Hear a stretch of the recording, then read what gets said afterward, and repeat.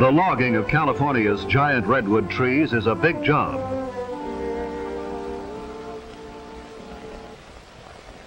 Even before the trees are felled, a railroad has to be built to take the trees to the mills to be cut into lumber. Surveyors lay out the lines that are followed by the railroad. The ties and the rails are laid even before the trees are felled. The X means that this tree will itself be used in moving other trees as soon as they are brought down and cut into logs.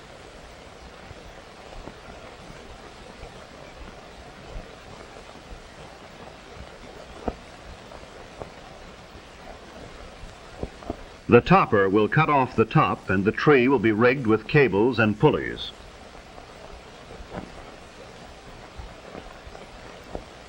For most people, a job like this would seem too dangerous, but then logging is a hard and dangerous work, and these men take pride in their strength and courage.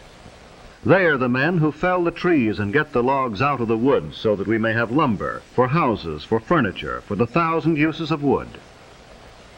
And all in his day's work, over goes the top of this tree. The job of logging is well underway.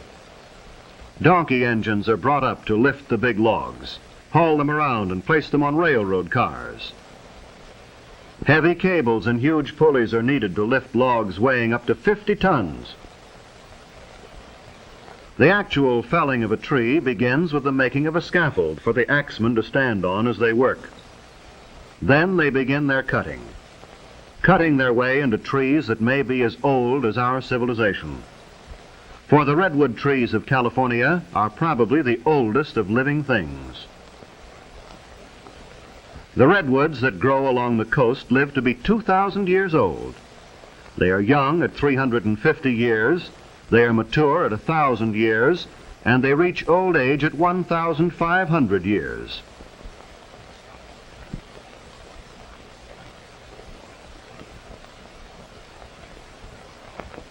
All of the world's history since Christ was born could have occurred during the life of perhaps one of these redwoods.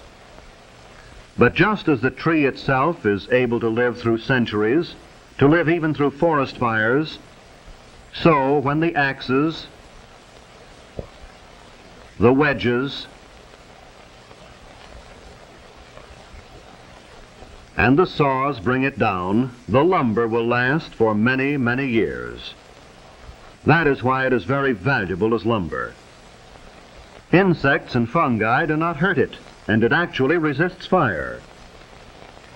So the saws keep working and the axemen bring the tree down, figuring the fall carefully so as not to hit other trees and splinter the wood. When the cutting is finished, the men get away fast from the base of the tree as it falls, for sometimes trees twist or fall in a way not expected. But usually they fall just as the axemen figured, and sometimes the axemen figure very closely, closer than one would imagine. So down they come, some of the world's oldest, biggest, and tallest trees, trees that grow over 350 feet high, trees that may be over 20 feet thick at the base, trees that are so big that more than 20 houses can be made from just one tree. But don't think these giants are being completely destroyed. Many of the oldest and the biggest of the redwoods are being saved. Parks with thousands of acres of redwoods are set aside for our enjoyment.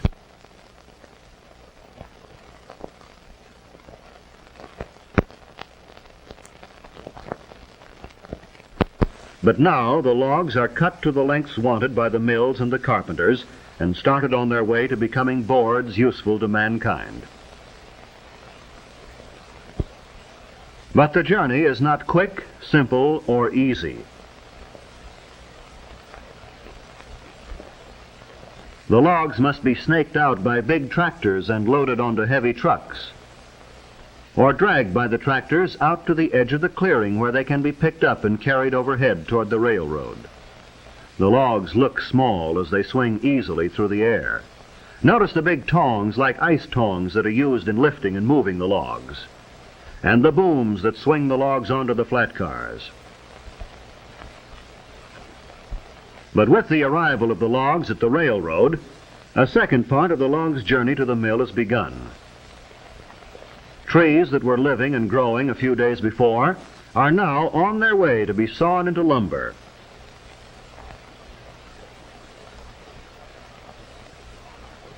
These coast redwoods are used for lumber, but there is another species of redwood which is not.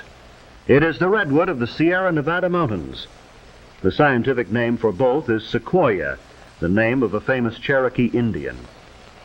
The Sierra redwood is even bigger than the coast redwood. It grows to be as much as 40 feet thick at the base, and it lives longer. It may live to be 4,000 years old. Redwoods are today native only to California and a small section of Oregon. But thousands of years ago, they were to be found throughout Europe and Asia. They grew in countries that are now cold, but were at one time warm. Places like Alaska, Iceland, and Greenland. Their history goes back millions of years to the time of the dinosaurs. But here at the sawmill, the redwoods are just big logs that have to be unloaded into the mill pond. And the straight arm that is used in football is found here to be simple and efficient. Trainload after trainload comes to the mill to meet the huge demand for redwood in this country and abroad. The demand for a wood that will not rot, that termites will not eat, that fire cannot easily burn.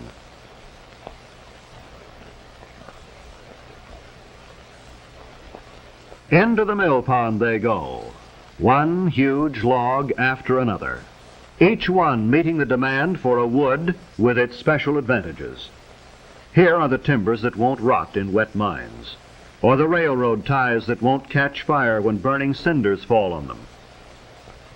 And here is a mill where the logs are brought from the forest and stored in a mill pond where they can be easily moved. As fast as the mill can cut them, they are floated over to the conveyor belts and brought up into the mill. The bark is removed and ground up for use as an insulating material against heat. Then the big saws begin cutting off enormous boards. The whole log is moved past the bandsaw as each board is cut. The log moves back and then comes forward for the cutting of the next board.